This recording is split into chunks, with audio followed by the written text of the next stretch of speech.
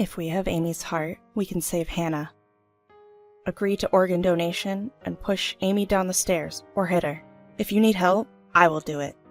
In any case, give Amy's heart to Hannah. My husband asked me, make your own daughter almost die to offer her heart for my niece.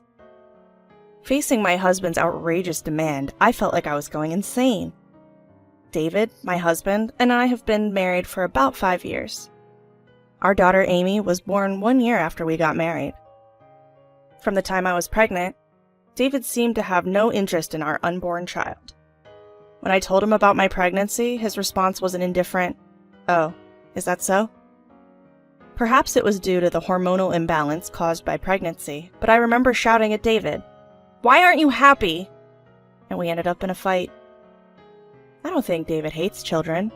After all, when my sister Sarah gave birth to her daughter Hannah, David, who was my boyfriend at the time, was so moved that he held the newborn Hannah and cried. "Babies are so small," he said through his tears. The look in his eyes as he touched Hannah's soft cheek was full of love. And yet, for some reason, David seemed to dislike Amy, his own daughter, even before she was born. When we found out the gender and I told him, "It looks like it's a girl," all he said was, "Oh." When I asked him if he would attend the birth, he immediately replied, "No." Even if he didn't hate children, I thought that he might be afraid of becoming a father, and I tried to forcibly accept his terrible attitude. Then Amy was born safely. She was so lovely at the first sight, and her tiny hand grasping my finger was too adorable. But David had no interest in Amy. When Sarah came to see the baby with Hannah, who was 2 years older than Amy, David was only fond of Hannah. There was always this question. Why? Why wouldn't David ever hold Amy? Why did David always look annoyed when Amy came to him? When I confronted him with these questions, he always answered irritably, "I'm busy with work. I can't afford to spend time on the child." David had a strong ambition to rise, and he seemed to be eager to get promoted as soon as possible. He actively took on work, and there were days when he would be holed up in his room at home, writing business proposals. Perhaps work was the most important thing to David. Still, I had always wished for him to consider his family first. I might be selfish, but I had always wanted him to watch Amy grow up with me. Amy started going to kindergarten and playing with her friends, lively every day. I felt like I had been raising her all by myself, but I made some mom friends and my loneliness was somewhat relieved. When I consulted my mom friends about David, one of them, a straightforward and big sisterly woman, bluntly suggested, "Why don't you get divorced?" Raising a child should be a joint effort between husband and wife. Being busy at work is no excuse at all. And isn't Amy 4 years old? I'm surprised you've put up with this for so long. There are also kids who get hurt more when their parents get divorced as they grow older. So if you're going to make a decision, sooner is better. I might be sticking my nose in your business, but... What she said was very reasonable, and I'd been considering divorce myself. But I couldn't make up my mind, constantly worrying about whether I could raise Amy on my own, or whether it was okay to arbitrarily take away Amy's father from her, even though he was such a bad father. So her words were not unwelcome at all, but rather a relief, giving me a strong push in the back. I decided to discuss divorce with David. The night I made the decision, after Amy fell asleep, David came to me and asked me to give Amy's heart to our niece Hannah. David had researched organ donation, and it seemed possible for a child to receive a transplant with parental consent. I had only just found out from David, not Hannah's mother Sarah, that Hannah was suffering from a severe heart condition and could not live much longer. "We need to get Amy's heart to Hannah as soon as possible," David said, agitated. "I need a moment," I protested, my voice sounding more like a scream. "What's going on? I feel sorry for Hannah, but why does David know about this?" "Because Hannah is my child!" I was so shocked, I couldn't speak.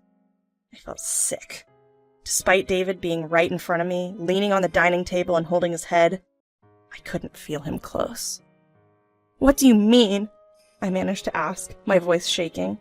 David, unable to hide his irritation, started explaining his desperate situation. It seemed like David had a crush on Sarah, who was a year younger than me, for a long time. He had once proposed to her, but Sarah chose Kyle, the man she is now married to. Sarah had a reputation for being flirtatious, but it seems she had restrained herself since meeting Kyle. However, she had apparently been secretly meeting with David quite often. David said Sarah chose Kyle, not him, because Kyle was a civil servant. David earned less than the average salaried worker. His salary would hardly increase unless he got promoted. David's strong ambition was to get promoted quickly and take Sarah away from Kyle. Sarah is raising Hannah as Kyle's child, but she promised that if I got promoted and started earning more, she will definitely leave Kyle and come live with me and Hannah. Then why did you marry me? By marrying you, I can stay close to Sarah and naturally have more opportunities to see Hannah. You married me for such a reason? I loved David, but he never really saw me. The fact made me miserable and frustrated. To my despair, David added fuel to the fire. Amy isn't my child, is she? Amy doesn't look like me at all. She must be the child of some unknown man. Hannah's life is far more important than Amy's. Amy's heart should be given to Hannah. I felt as if something inside me had snapped. I'm not sure whether it was my love for David or my patience that snapped. Anyway, the man in front of me looked like some horrible monster. I swear I haven't cheated. Don't lump me together with people like you. Amy is definitely our child, but you're right. Amy doesn't resemble you. She is not a ruthless, unreasonable person like you. She's very kind. David glared at me angrily, but I was no longer afraid. As a mother, I am determined to protect Amy at all costs. I thought it would be dangerous to stay in this house with Amy, so I decided to leave immediately. I woke Amy up, carrying only the bare essentials so as to not alert David, who had started working on the project report he needed for his promotion to be with Sarah. Amy, half asleep, asked, "What's going on?" I hugged her tightly and whispered, "Amy, we're saying goodbye to Dad. We're going to Grandpa and Grandma's house. You won't be able to see your kindergarten friends anymore, but can you bear with it?" My desperate voice must have conveyed something to Amy. She nodded in agreement, her voice filled with tension. Holding Amy, I quietly left the house and ran towards the station. I considered taking the car, but thought it would be troublesome if David asked for it back. Once we got to the train, Amy, tired, fell asleep, but we managed to reach the vicinity of my parents' home close to the last train time. I ignored the numerous calls and messages from David, who must have noticed our absence and pressed the intercom at my parents' house. My parents, still awake, were surprised. What happened? But I asked to put Amy to bed first. After laying Amy to sleep on the second floor, I explained the situation to my parents. I confessed my intention to break up with David. They were shocked by David's cruelty and despaired to know that Sarah was raising her child with David as Kyle's child. No parent would be happy knowing their child is engaged in cuckolding. Knowing that Amy's life was in danger, they allowed Amy and me to live in their home. The next day, unable to sleep, we greeted the morning. Amy seemed to not fully grasp the situation, but she was extremely happy to see her grandparents. As I watched my parents lovingly observing Amy, I remembered the words a friend had told me. "You should divorce him as soon as possible," she had said. And I think she was right. It was possible that David had been planning to harm Amy without even consulting me. The thought sent chills down my spine. I ignored all of David's messages and texted him, "I will be seeking a divorce through lawyers. You are never to see Amy again." Shortly afterwards, I received a phone call from David's parents. "What is going on? David just contacted us abruptly saying that you two are divorcing. Is it true that your affair is the cause and Amy isn't related by blood to David?" In order to counteract David's attempts to get his parents on his side and reclaim Amy, I disclosed everything to his parents. Their disbelief was evident, so I invited them to my parents' house that day since my parents had said they would invite Sarah and Kyle over that evening to discuss things. David's parents lived relatively nearby. They agreed to come over. That evening, while my mother took care of Amy, I was in the living room with Sarah, Kyle, my father, and David's parents.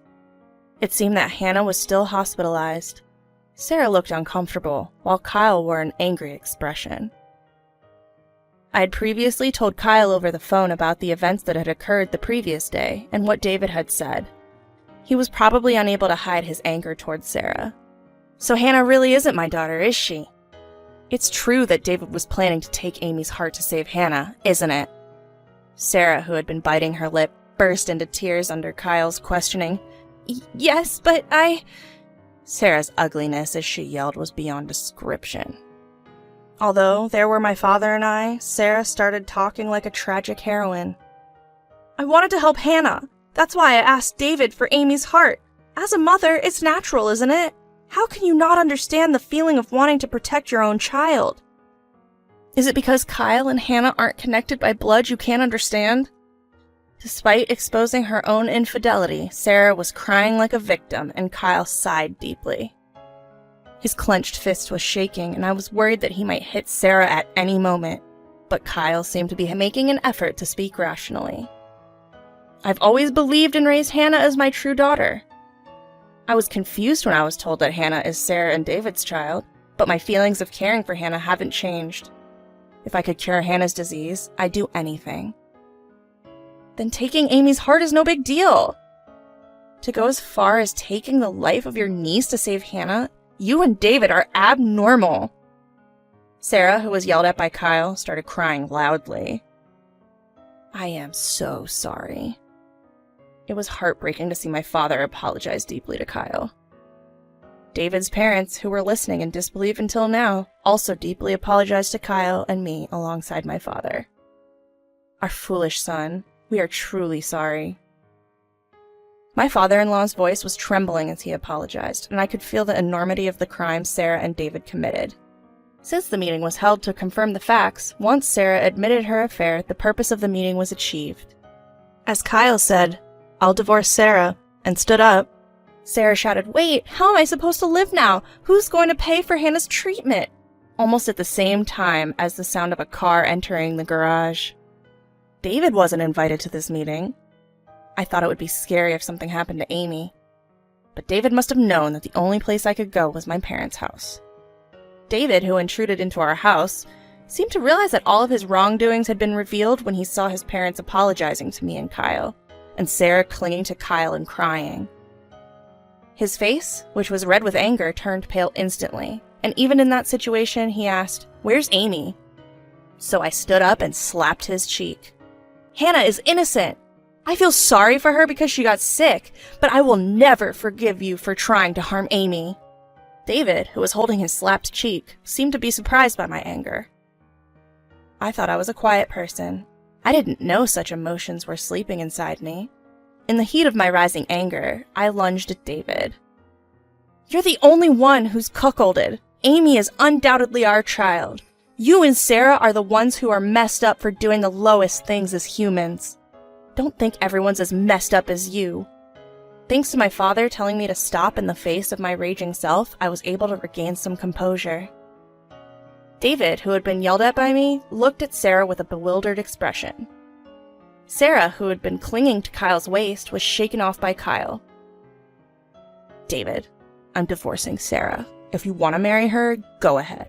But I won't ever give you Hannah. I won't hand her over to fiends like you." Kyle's harsh, low voice, as if uttering a curse, seemed to freeze both Sarah and David in fear. Subsequently, Sarah and David were driven out of their homes and were disowned by their parents. Through the lawyers, Kyle divorced Sarah and successfully won custody of Hannah. Apparently, Sarah was often out, and most of the caregiving was done by Kyle, who took a long leave from work. I also divorced David through a lawyer. David sent a spiteful text saying, "Now I can marry Sarah." But Sarah and David didn't get married. Their parents severed ties with Sarah, but afterwards, Sarah had a mental breakdown and had to be hospitalized. Even though Sarah had been unfaithful, it seemed she cared about Hannah. Not being able to see Hannah broke Sarah's spirit.